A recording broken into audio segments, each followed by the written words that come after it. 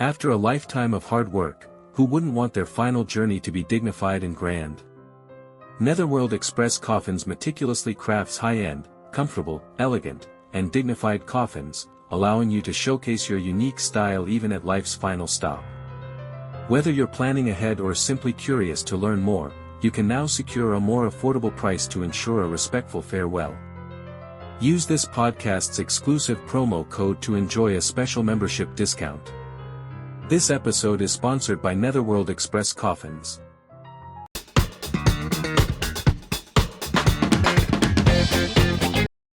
Welcome back to Midnight Pantry, where food meets the uncanny. I'm Wendy, and tonight I'm not in your average kitchen. I'm sitting across from Kira, the owner of the Bloody Chamber. Yes, that's the actual name of the restaurant, and we're about to cook something that looks disturbingly like human flesh. So, Kira, tell me again, what exactly are we making? We're making a dish called the Last Supper of Mankind. Sounds dramatic, I know, but wait till you see it.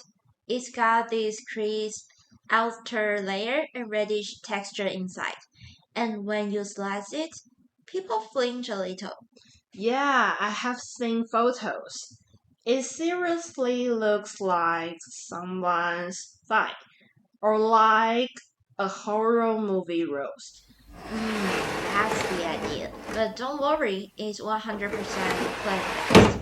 The meat is layers of roasted wheat gluten and tofu skin, simmered in red wine, soy sauce, and beetroot juice for that deep red. And then we smoke it, and that's what gives it that muscle-like look.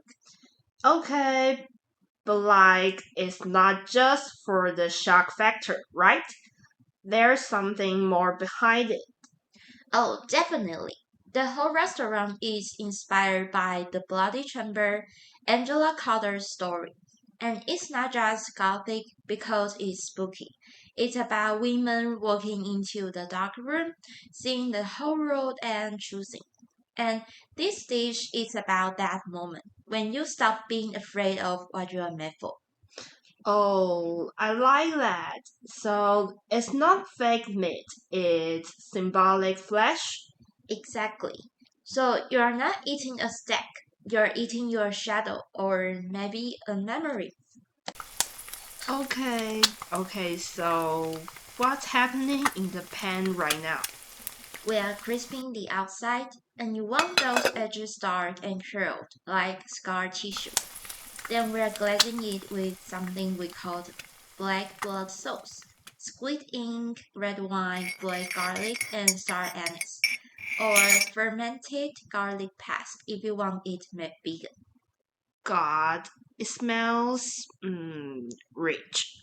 Like the kind of thing you had it at the end of the world. Yeah, we called it a post-apocalyptic communion. People get emotional with this one. And there was a girl, came in alone, barely spoke, ate in total silence. And when she was done, she tapped the back wall softly and said, I'm giving it back now. Giving what back? I didn't ask. But when I cleared the table and there was a folded paper under the plate, it just said, I always thought he took it from me. Turns out I was the one who hid it. Okay, that's seriously creepy and kind of beautiful. Yeah, some people don't come here to be fed. They come to remember or forget or bury something. I don't ask questions. Alright, we're slicing it now. Oh, it really looks like flesh. Like red muscle under burnt skin. You weren't kidding. That's the beetroot juice and wine. Gives it that juice look. We layer tofu skin and wheat gluten so it tears like real muscle. And then we plait it on black stone dusted with edible charcoal and purple shiso leaves. It's supposed to look ritualistic, like a sacrifice, but it's also kind of beauty, post-human even. Post-human. I love that. Like eating a ghost story. That's kind of the point. This place is not really a restaurant, it's more like a chapel or a confessional booth. The menu's just a list of doors. That's it. That should be your tagline. The menu is a list of doors. Feel free to steal that for your episode title.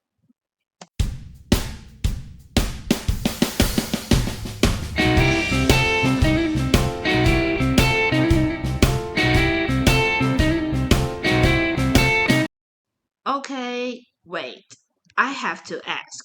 Kira, how did you get into this? It's not like you just wake up one day and say, I'm gonna open a gothic trauma restaurant. No, definitely not. I used to work in regular kitchens. Loud, chaotic, fast, but the food felt, I don't know, a little empty. And then something happened. And there was a year I couldn't cook at all, couldn't light a stove without shaking. So I moved here to this old crumbling place. And there was dust, cracks in the walls, and this weird iron sugar smell. Okay, and also Kind Perfect. Right? And one night I find this recipe notebook behind the bricks. It wasn't mine, no name, no dates, just pages of recipes. They were normal.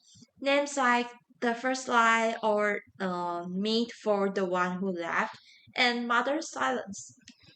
Were they real recipes or like metaphorical? Oh, they were real. I made one just to see, and it felt like I wasn't learning to cook. I was learning to let go of something or bury it. So that's how the Bloody Chamber started.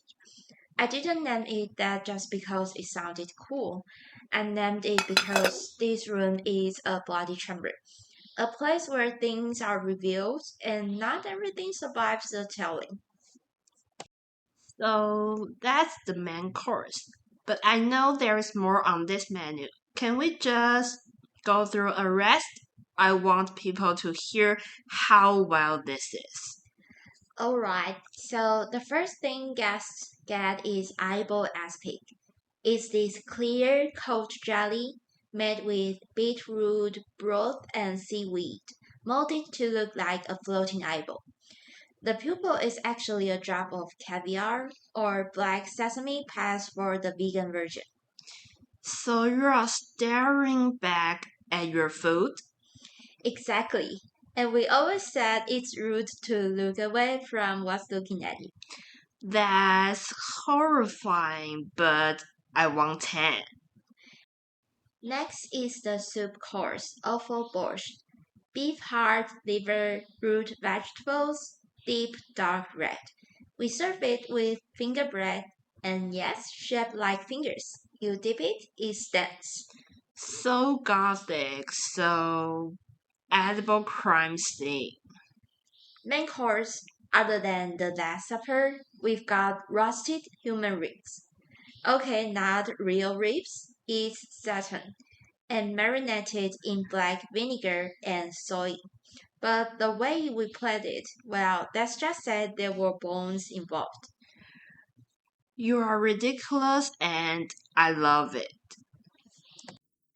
Drinking Harry, a Bloody Mary, obviously. But ours has tomato juice, horseradish, fermented chili, and a rim of black salt. It's like drinking ranch. Perfect for Sunday brunch trauma. And finally, dessert. Brand panna cotta. And soft, wobbly vanilla and almond. Shaped like a brand. Topped with warm raspberry blood sauce. And sometimes people can't eat it. It jiggles too, realistically. Yeah, I feel like you're not supposed to spoon out someone's memories. But that's what we do here, right? God, this place is insane. and I mean that as a compliment. I'll take it. Alright, folks, I think we have all had enough ghost food for one night. Kira, thank you for the stories, for the weirdness, for whatever this is. Always a pleasure. Before we go, though, for anyone listening who's never read The Bloody Chamber, maybe we owe them a little context because it's not just a spooky title, it's a whole world. Oh, it is. Angela Carter took those fairy tales we thought we knew, Bluebeard, Little Red Riding Hood, and she cut them open. She gave them blood, sex, teeth. She made the women bleed and bite back. Right? The title story, The Bloody Chamber, is based on Bluebeard. This girl marries a rich, mysterious man who gives her keys to every room except one. And of course, she opens it. She finds the corpses of all his previous wives. It's this horrifying, mythic moment. But what I love is that it's not about her being punished for curiosity. It's about her waking up, seeing the violence, naming it, and surviving it. That's the difference with culture. The women don't stay passive. They burn down the castle or seduce the beast or grow claws of their own. She made fairy tales carnal, like in The Tiger's Bride. The girl becomes the beast instead of trying to civilize him. Or in The Company of Wolves, Red Riding Hood isn't afraid. She undresses herself. It's not horror for horror's sake. It's horror that becomes power. Exactly. And that's why I wanted this restaurant to feel like, not safe, not soft, but aware. You see the shadows, you taste the memory, and you don't flinch. God, that should be your manifesto. You see the shadows, you taste the memory, you don't flinch. Yeah, maybe I'll put that on the wall behind the wine shelf. Please do. What I love most about Carter is she doesn't tell you how to feel. She just opens the door, and what you find, whether it's love, fear, rage, desire, is yours. That's why this cool thing, the menu, the stories, even the black blood sauce, it doesn't feel like performance. It feels like ritual, like convention, like we're all carrying some part of the chamber inside us. We are, and that's the thing no one tells you about fairy tales. They are not for children, they are just written in a language children understand. Well, consider me haunted and a little hungry. Perfect combination. Alright, friends, whether you are dining alone in the dark or sitting in your own bloody chamber, we see you and we will be back soon. Sweet dreams or not.